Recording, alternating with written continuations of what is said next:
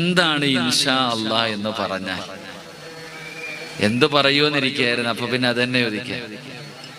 നമ്മളൊക്കെ ഇൻഷാ അല്ലാ എന്ന് പറയാറുണ്ട്. നമ്മൾ കളിയാക്കും, 6 മാസത്തെ കാലാവധി ഉണ്ടെന്നാ പറയാ ഇൻഷാ അല്ലായ്ക്ക്. എന്താണ് ഇൻഷാ അല്ലാ എന്ന് പറഞ്ഞാൽ അതിന്റെ അർത്ഥം എന്താ? നമ്മളിൽ പലർക്കും അതിന്റെ അർത്ഥം തന്നെ അറിയാറില്ല.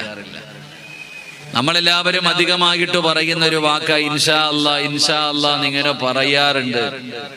എങ്കിൽ ഇൻഷാ അല്ലാ എന്ന് പറഞ്ഞാൽ അതിന്റെ അർത്ഥം എന്താ?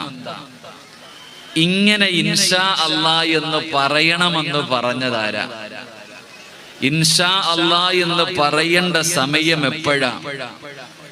ആ പറയേണ്ട സമയത്ത് പറയാതെ ഇരുന്നാലുണ്ടാകുന്ന ഭവിഷ്യത്ത് എന്താ? അള്ളാഹു പഠിക്കാൻ ഭാഗ്യം തരുമാറാകട്ടെ. ആരാണ് പറഞ്ഞത് ഇൻഷാ അല്ലാ എന്ന് പറയണമെന്ന്? അള്ളയാ പറഞ്ഞേ. എപ്പോഴാ പറയേണ്ടത്? അത് പറയേണ്ട സമയത്ത് പറയണം. അത് പറയേണ്ട സമയത്ത് പറഞ്ഞില്ലെങ്കിൽ ആ പറയാത്തതിലൂടെ നമുക്ക് വലിയ ഭവിഷ്യത്ത് ഉണ്ടാകും. അള്ളാഹു കാത്തിരക്ഷിക്കുമാറാകട്ടെ. അള്ളാഹു കാത്തിരക്ഷിക്കുമാറാകട്ടെ. അപ്പൊ ഇനി പറഞ്ഞ ഒരു ഇൻഷാ അല്ലാ റെഡിയാവും. ഇനി ഇതിന്റെ എന്താണ് ഇൻഷാ അല്ലായുടെ അർത്ഥം, ഇത് പറയേണ്ടത് എപ്പോഴാണ് എന്ന് മാത്രം ഞാൻ പറയാം. ഇൻഷാ അല്ലായെ കുറിച്ച് പഠിക്കാം. ഇൻഷാ അല്ലാ. അള്ളാഹു ഈമാൻ നൽകുമാറാകട്ടെ. എന്റെ പ്രിയപ്പെട്ട സഹോദരങ്ങളെ, അള്ളാഹുവിന്റെ പരിശുദ്ധമായ ഖുർആൻ, വിശുദ്ധമായ ഖുർആനിലൂടെ അള്ളാഹു സുബ്ഹാനഹു വ തആല ഇൻഷാ അല്ലാ എന്ന് പറഞ്ഞ ഇൻഷാ അല്ലാ 3 അള്ളാഹു ഉദ്ദേശിച്ചാൽ എന്ന് മാത്രമേ അതിനർത്ഥമുള്ളൂ. അള്ളാഹുവിന്റെ വിശുദ്ധമായ ഖുർആൻ പറയുകയാണ്, വലാ തഖൂലന്ന ലിശൈഇൻ ഇന്നി ഫായിലുൻ ദാലിക ഗദാ ഇല്ലാ അയ്യശാ അല്ലാഹ്.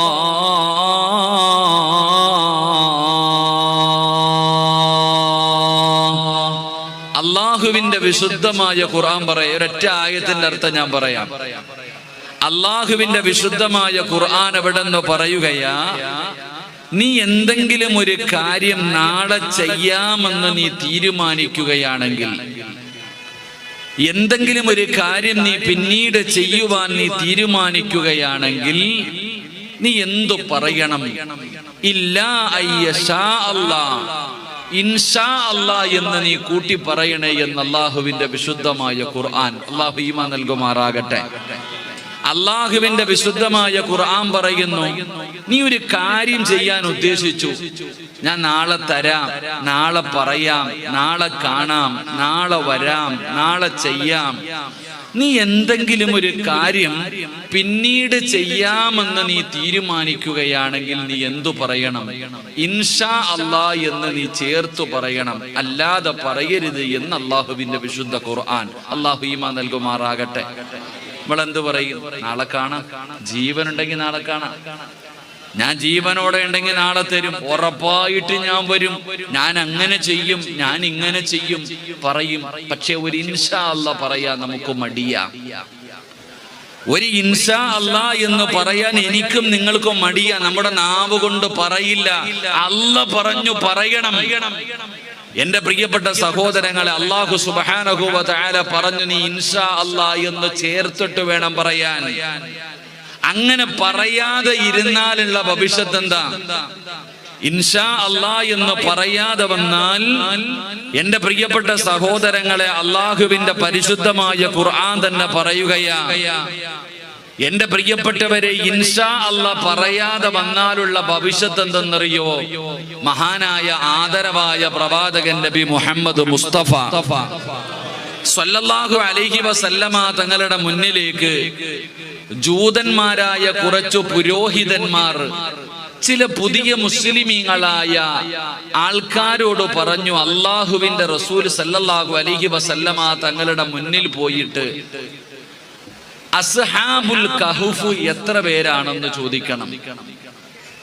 ജൂതന്മാര് പറഞ്ഞു കൊടുത്തു. അങ്ങനെ പള്ളിയിലെ ഖത്തീബിന്റെ അടുക്ക പോയിട്ട് സംശയം ചോദിക്കാൻ പറയണ പോലെ ഓനറിയാം മരിച്ചവര് കേൾക്കുവോ കേൾക്കില്ലേ എന്നൊക്കെ നല്ലതുപോലെ അറിയാം. എന്നാലും പറയും ഒന്ന് പോയി ചോദിക്കാൻ. ഇങ്ങനെ കുത്തിയിളക്കണ ചില സ്വഭാവം ഉണ്ടല്ലോ, അത് അന്നുണ്ട് ഇന്നുണ്ട്. അള്ളാഹു ഹിദായത്ത് കൊടുക്കുമാറാകട്ടെ. അപ്പൊ നബി സല്ലല്ലാഹു അലൈഹി വസല്ലമ തങ്ങളുടെ മുന്നിൽ വന്നിട്ട് ആത്മാവിനെ കുറിച്ച് ചോദിക്കാൻ പറഞ്ഞു. അതുപോലെ തന്നെ ഗുഹാവാസികളെ കുറിച്ച് ചോദിക്കാൻ പറഞ്ഞു.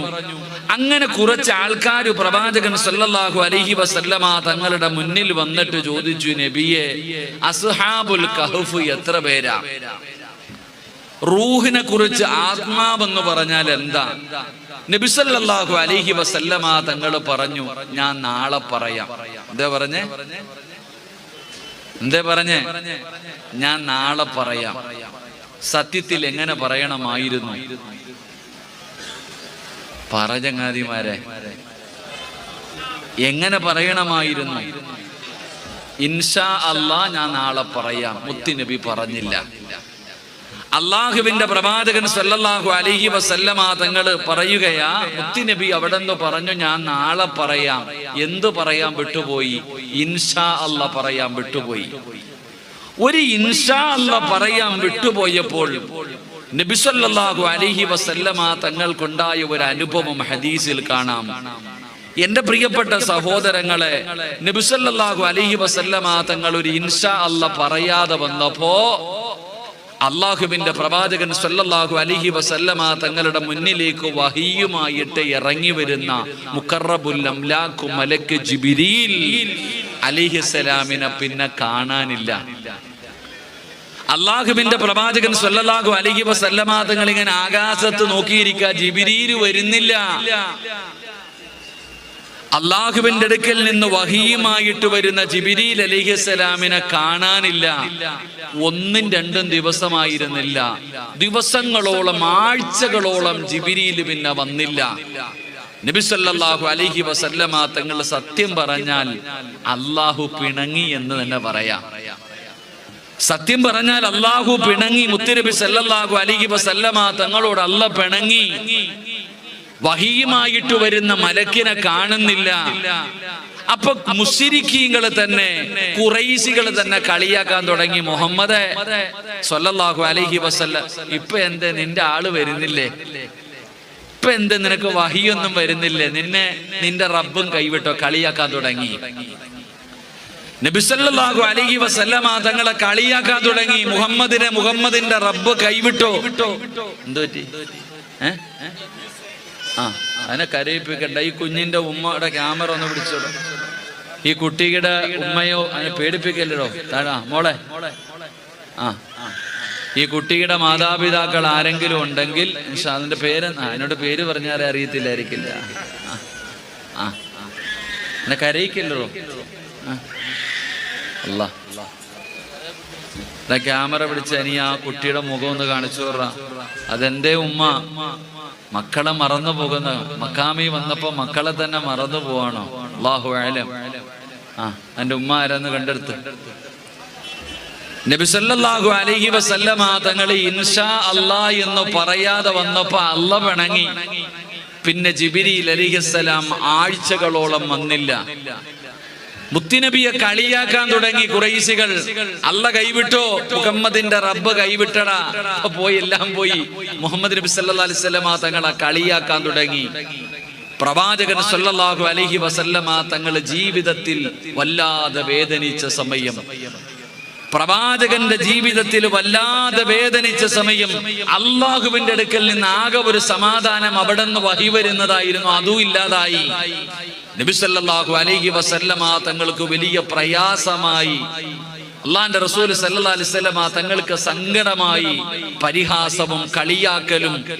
നബി സല്ലല്ലാഹു അലൈഹി വസല്ലമ തങ്ങൾക്ക് താങ്ങും തണലുമായി നിന്നവരൊക്കെ കൈയൊഴിയാൻ തുടങ്ങി. എന്റെ പ്രിയപ്പെട്ടവരെ, അങ്ങനെ പ്രവാചകൻ സല്ലല്ലാഹു അലൈഹി വസല്ലമ തങ്ങൾ വല്ലാതെ വേദനിച്ചു. ചരിത്രം പറയുന്നു 40 ദിവസത്തോളം എത്രയാ വഹി വരാതിരുന്നത്. 1-2 ദിവസമല്ല. പ്രവാചകൻ സല്ലല്ലാഹു അലൈഹി വസല്ലമ തങ്ങൾ വല്ലാതെ വേദനിച്ചു. പ്രവാചകനെ കളിയാക്കാനും പരിഹസിക്കാനും തുടങ്ങി. മുത്തുനബി സല്ലല്ലാഹു അലൈഹി വസല്ലമ തങ്ങൾ ഒരു വാക്ക് പറയാൻ വിട്ടുപോയതിന്റെ പേരിൽ, ഇൻഷാ അല്ലാഹ് പറയാൻ വിട്ടുപോയതിന്റെ പേരിൽ എന്റെ പ്രിയപ്പെട്ടവരെ ചരിത്രം പറയുകയാ. അവസാനം അള്ളാഹുവിന്റെ റസൂൽ സല്ലല്ലാഹു അലൈഹി വസല്ലമ തങ്ങളെ അവിടത്തെ ഖുറൈശികൾ അള്ളാഹുവിന്റെ പ്രവാചകനെ കളിയാക്കുകയും പരിഹസിക്കുകയും ഭ്രാന്തനെന്ന് വിളിക്കുകയും അള്ളാഹുവിന്റെ റസൂലിനെ വല്ലാതെ വേദനിച്ചപ്പോ, പ്രവാചകനെ വല്ലാതെ വേദനിപ്പിച്ചപ്പോ അള്ളാന്റെ റസൂൽ സല്ലല്ലാഹു അലൈഹി വസല്ലമ തങ്ങളുടെ കണ്ണ് നിറഞ്ഞു, മനസ്സു വേദനിച്ചു. പ്രവാചകന്റെ മനസ്സു വേദനിച്ചു. ആ വേദനിച്ചപ്പോഴാണ് എന്റെ പ്രിയപ്പെട്ടവരെ ആകാശ ലോകത്ത് നിന്ന് ദിവസങ്ങൾക്ക് ശേഷം, ആഴ്ചകൾക്ക് ശേഷം മഹാനായ മുഖറബുൽ അംലാഖ് മലക്ക് ജിബ്രീൽ അലൈഹിസ്സലാം ഇറങ്ങി വരുന്നത് വഹിയുമായിട്ട്. എന്റെ പ്രിയപ്പെട്ടവരെ, പ്രവാചകൻ സല്ലല്ലാഹു അലൈഹി വസല്ലമ തങ്ങളുടെ ചാരത്തു വന്ന് സമാധാനിപ്പിച്ചു. വാനബിയെ സുബ്ഹാനല്ലദീ അസ്റാ ബിഅബ്ദിഹി ലൈലൻ മിനൽ മസ്ജിദിൽ ഹറാം. എന്റെ പ്രിയപ്പെട്ട സഹോദരങ്ങളെ, ഇസ്റാഉം മിഅ്റാജും എന്ന് പറയുന്ന അത്ഭുതകരമായ യാത്രയ്ക്ക് പിന്നീടാണ് വിളിച്ചുകൊണ്ടുപോയത് എന്ന് മുഫസ്സിരീങ്ങൾ പറഞ്ഞു തരുമ്പോ അല്ലാഹു സുബ്ഹാനഹു വ തആല വിഷമിച്ച് കരഞ്ഞുകൊണ്ട് വീടിനകത്തിരുന്ന മുത്തുനബിയെ സന്തോഷിപ്പിക്കുന്നതിന് വേണ്ടി വിളിച്ചുകൊണ്ടുപോയ ചരിത്രം അല്ലാഹുവിന്റെ ഖുർആനും ഹദീസുകളും പറയുമ്പോ എന്റെ പ്രിയപ്പെട്ട സഹോദരങ്ങളെ, ആ ഇസ്റാഉം മിഅ്റാജും നടന്ന, ആ അത്ഭുതകരമായ യാത്ര നടന്ന മാസത്തിലാണ് ഞാനും നിങ്ങളും ഉള്ളത്. നോമ്പ് പിടിക്കാൻ നമ്മൾ കാത്തിരിക്കുകയാ. അല്ലാഹു നമുക്ക് ഈമാൻ നൽകുമാറാകട്ടെ. അപ്പൊ ഈ ചരിത്രത്തിൽ നിന്ന് മനസ്സിലാക്കേണ്ടത്, ഒരു ഇൻഷാ അല്ലാഹ് പറയാതെ വന്നപ്പോൾ, ഒരു ഇൻഷാ അല്ലാഹ് പറയാൻ മറന്നുപോയപ്പോ അല്ലാഹു സുബ്ഹാനഹു വ തആലയുടെ സഹായം നിന്നുപോയി. പടച്ച റബ്ബിന്റെ ഭാഗത്ത് നിന്നുള്ള സഹായം നിലച്ചു. അപ്പൊ നമ്മൾ മനസ്സിലാക്കേണ്ടത്, ഇൻഷാ അല്ലാഹ് എന്ന് പറയാതെ വരുമ്പോൾ ഉണ്ടാകുന്ന ഒന്നാമത്തെ നഷ്ടം, അള്ളാഹുവിന്റെ ഭാഗത്ത് നിന്നുള്ള സഹായം നിലച്ചു പോകും. അള്ളാഹു കാക്കുമാറാകട്ടെ, അള്ളാഹു കാക്കുമാറാകട്ടെ. അപ്പൊ അള്ളാഹുവിന്റെ ഭാഗത്ത് നിന്നുള്ള സഹായം കിട്ടണമെങ്കിൽ ഇൻഷാ അല്ലാഹ് പറയണം. രണ്ട്, എന്റെ പ്രിയപ്പെട്ട സഹോദരങ്ങളെ, അള്ളാഹുവിന്റെ പ്രവാചകൻ സല്ലല്ലാഹു അലൈഹി വസല്ലമ തങ്ങൾ പറയുകയാ, അള്ളാഹുവിന്റെ പരിശുദ്ധമായ ഖുർആൻ പറയുകയാ, എന്തുകൊണ്ടാണ് ഇൻഷാ അല്ലാഹ് പറയാൻ പറയുന്നത്? എന്തുകൊണ്ടാണ് ഇൻഷാ അല്ലാഹ് പറയാൻ പറയുന്നത്? അള്ളാഹുവിന്റെ ഖുർആൻ പറയുന്നു, വമാ തശാഊന ഇല്ലാ അയ്യശാ അല്ലാഹു റബ്ബുൽ ആലമീൻ. സർവകാര്യങ്ങളും അള്ളാഹുവിന്റെ കയ്യിലാണ്. അള്ളാഹുവിന്റെ കയ്യിലിരിക്കുന്ന ഒരു കാര്യം നീ ഉറപ്പായിട്ട് ചെയ്യുമെന്ന് പറയാൻ നിനക്ക് അവകാശമില്ല. എന്റെ പ്രിയപ്പെട്ടവരെ, എന്തുകൊണ്ടാ നിനക്ക് ഉറപ്പുള്ള കാര്യമേ നീ പറയാവോ? ഉറപ്പില്ലാത്ത കാര്യം പറയാൻ എനിക്കും നിങ്ങൾക്കും അവകാശമില്ല. അള്ളാഹുവിന്റെ വിശുദ്ധമായ ഖുർആൻ പറയുന്നു, വമാ തദ്രീ നഫ്സുൻ മാദാ തക്സിബു ഗദാ. അള്ളാഹുവിന്റെ വിശുദ്ധമായ ഖുർആൻ എവിടെന്ന് പറയുന്നു, വമാ തദ്രീ നഫ്സുൻ മാദാ തക്സിബു ഗദാ. അല്ലാഹു പറയുകയാണ്, 5 കാര്യങ്ങൾ അല്ലാഹുവിനല്ലാതെ ഒരു മഖ്ലൂഖിനും അറിയില്ല. 5 കാര്യങ്ങൾ അല്ലാഹുവിനെ അറിയോ. ഇന്നല്ലാഹ ഇൻദഹു ഇൽമുസ്സാ വയുനസ്സിലുൽ ഗൈസ വയഅലമു മാ ഫിൽ അർഹാം വമാ തദ്രീ നഫ്സുൻ മാദാ തക്സിബു ഗദാ വമാ തദ്രീ നഫ്സുൻ ബിഅയ്യി അർദിൻ തമൂത്ത്. എന്ത് പറ്റിയടോ ഇടയ്ക്കിടയ്ക്ക് ഒരു ഇത് മൈക്കിന്റെ ഇതിന് കുഴപ്പമുണ്ടോ? ബക്കറ്റ് എടുക്കാൻ സമയമായോ? അവിടെ ഇരിക്കട്ടെ, എത്തിക്കഴിഞ്ഞെടുക്കാം. 5 കാര്യങ്ങൾ അള്ളാഹുവിന് മാത്രമേ അറിയത്തുള്ളൂ, ലോകത്ത് വേറെ ആർക്കും അറിയില്ല. 1, ഈ ആകാശം എന്നാണ് ഇടിഞ്ഞു വീഴുന്നത് എന്ന് അള്ളാഹ്ക്ക് അറിയത്തുള്ളൂ. ഈ ഇരിക്കണ ഉസ്താദന്മാർക്ക് പറയാം വെള്ളിയാഴ്ച ദിവസമാ, അടയാളം പറയാൻ പറ്റും, പക്ഷെ ഇന്ന ദിവസമാണെന്ന് അള്ളാഹുവിനെ അറിയുകയുള്ളൂ. എപ്പോഴാണ് മഴ പെയ്യുന്നത് അള്ളാഹ്ക്ക് അറിയത്തുള്ളൂ. ഒരു ഉമ്മയുടെ ഗർഭാശയത്തിൽ കിടക്കുന്ന കുഞ്ഞ് ആണാണോ പെണ്ണാണോ അള്ളാഹ്ക്ക് അറിയത്തുള്ളൂ. എന്റെ പ്രിയപ്പെട്ടവരെ, ഒരാള് എപ്പോഴാണ് വമാ തദിരി നഫ്സുൻ മാദാ തക്സിബു ഗദാ, നാളെ എന്താണ് സംഭവിക്കുന്നത് എന്ന് അല്ലാഹ്ക്കേ അറിയൂ. ഈ നിക്കണ എനിക്ക് നാളെ എന്ത് സംഭവിക്കും എന്ന് പറയാൻ നിങ്ങൾ ആരെങ്കിലും കൊണ്ട് പറ്റുമോ? ഏതെങ്കിലും ഒരു മന്ത്രവാദിക്ക് പറ്റുമോ? ഏതെങ്കിലും ഒരുത്തന് പറ്റുമോ എനിക്ക് നാളെ എന്താ സംഭവിക്കുന്നത് എന്ന് പറയാൻ? അത് അള്ളാനെ അറിയൂ. അപ്പൊ നാളെ ഞാൻ ജീവിച്ചിരിപ്പുണ്ടോ എന്നുള്ളത് പോലും എനിക്കറിയില്ല. പിന്നെ എങ്ങനെയാ ഞാൻ നാളെ തരൂ എന്ന് പറയുന്നത്? അതുകൊണ്ടാണ് അള്ളാഹു പറഞ്ഞത്, നീ ഇൻഷാ അല്ലാഹ് പറ, നിന്റെ കയ്യിലുള്ള കാര്യമല്ല. നീ നാളെ ആയുസോടുകൂടി ഉണ്ടെങ്കിലേ നിനക്ക് കൊടുക്കാൻ പറ്റൂ, നിനക്ക് ചെയ്യാൻ പറ്റൂ, നിനക്ക് പ്രവർത്തിക്കാൻ പറ്റൂ. അതുകൊണ്ട് അള്ളാഹുവിന്റെ കയ്യിലിരിക്കുന്ന കാര്യമാണ്. അതുകൊണ്ട് റസൂലുള്ളാഹി സ്വല്ലല്ലാഹു അലൈഹി വസല്ലമ തങ്ങൾ പറഞ്ഞു, അള്ളാഹുവിന്റെ വിശുദ്ധമായ ഖുർആൻ അതുകൊണ്ടാ പറഞ്ഞത്, നീ എന്തെങ്കിലും ഒരു കാര്യം പിന്നീട് ചെയ്യാൻ തീരുമാനിച്ചാൽ നീ ഇൻഷാ അല്ലാഹ് എന്ന് ചേർത്ത് പറയണേ എന്ന് അള്ളാഹുവിന്റെ വിശുദ്ധ ഖുർആൻ. അള്ളാഹു നമുക്ക് ഈമാൻ നൽകുമാറാകട്ടെ.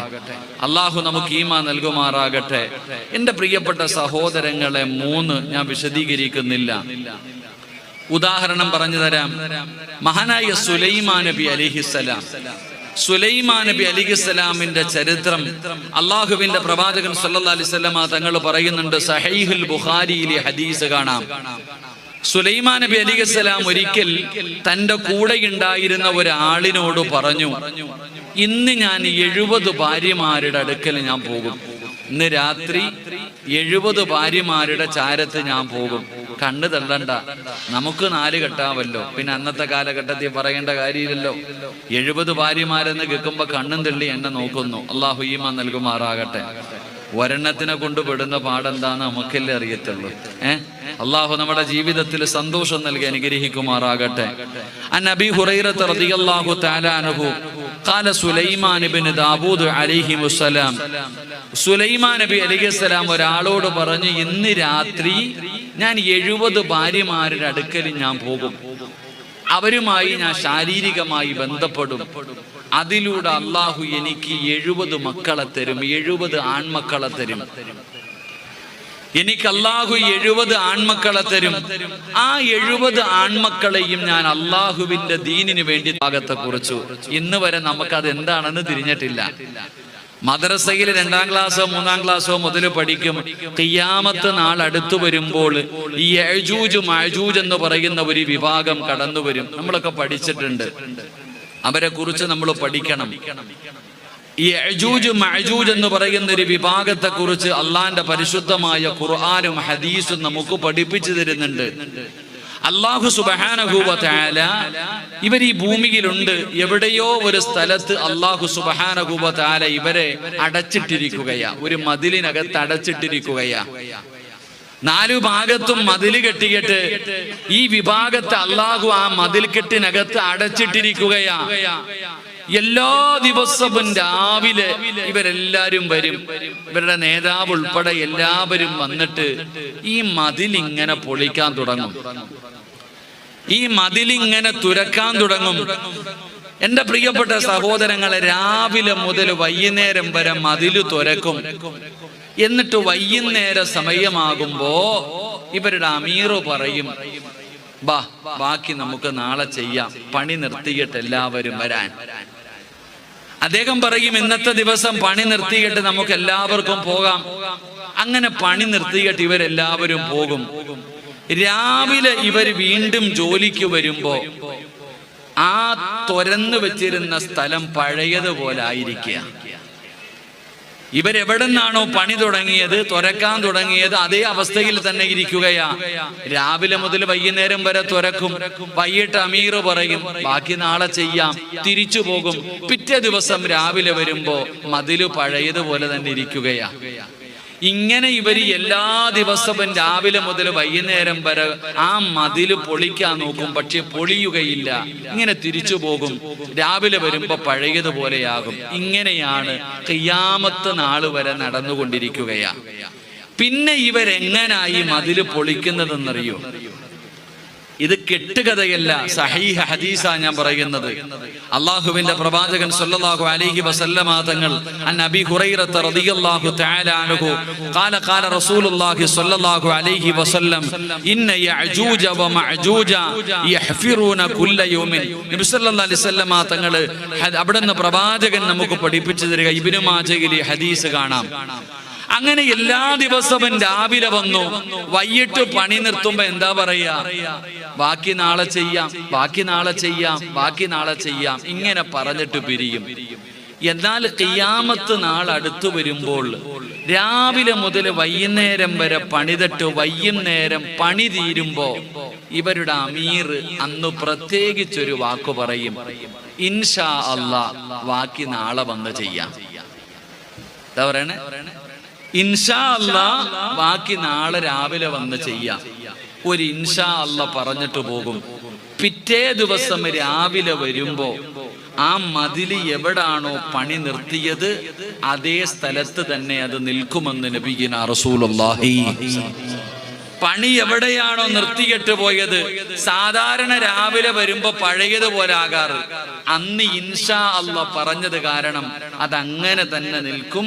ബാക്കി അവർ ഇളക്കി പൊളിച്ചിട്ടാണ് ഭൂമിയിലേക്ക് ഇറങ്ങി വരുന്നത് എന്ന് ആദരവായ പ്രവാചകൻ നബി മുഹമ്മദ് മുസ്തഫ.